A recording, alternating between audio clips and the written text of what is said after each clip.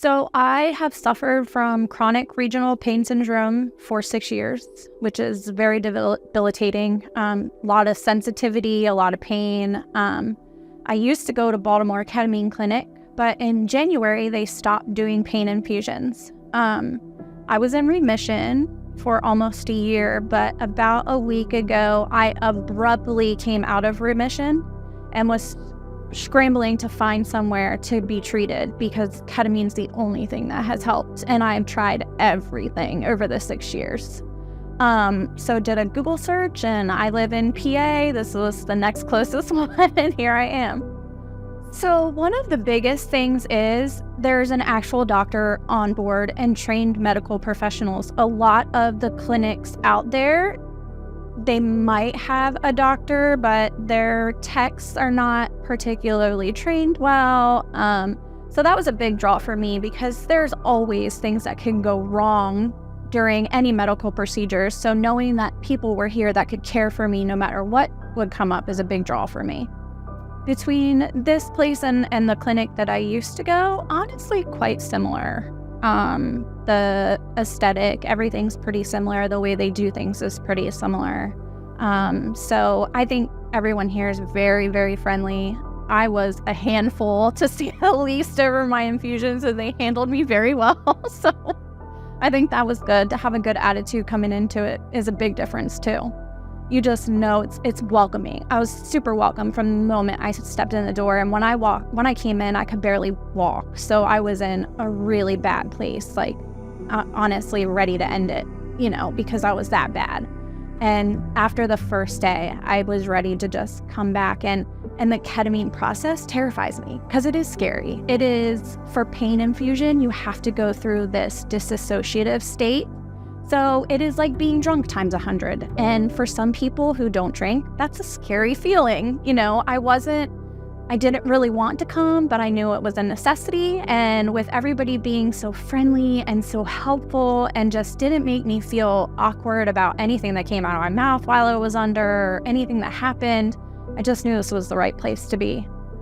My long-term goal is continued remission. Remission is pain-free, and that is always a goal for me because being uncomfortable just creates a whole whirlwind of problems between the depression and the pain. I do not use opioids, so that was another big draw to doing the ketamine. It is a very amazing opioid alternative because it doesn't mask your pain, it gets rid of the problem. So CRPS is a neurological problem where my brain is creating neural pathways to things that are not there. And what the ketamine does, it rewires your neurons somehow. So my brain isn't feeling those nerves anymore. That it's like a phantom pain, they're not there. I shouldn't feel them, but for whatever reason, my brain does. And the ketamine just resets it, like a complete reset button. I wasn't able to wear pants last week. I couldn't have anything touching my legs. Even the sheet on my bed was excruciating. And I'm in here. I drove here today. I'm wearing pants. I'm like in the best mood ever. And I'm ready to get on with life. I have 3 kids at home, a husband, and these people saved my life and gave my husband back his wife and my kids back their mom. And that's the biggest thing. So ketamine is basically, it was used in older times as an anesthetic for surgery. It is a really good anesthetic for surgery, but because it's so short-lived, they found better things. But what they've found out is during the anesthetic process and while you are basically hallucinating, I didn't see furry animals or anything, but you're definitely in and out of it. I don't know, it just works. And it's scary because you can't really tell what's real and what's not while you're going through it.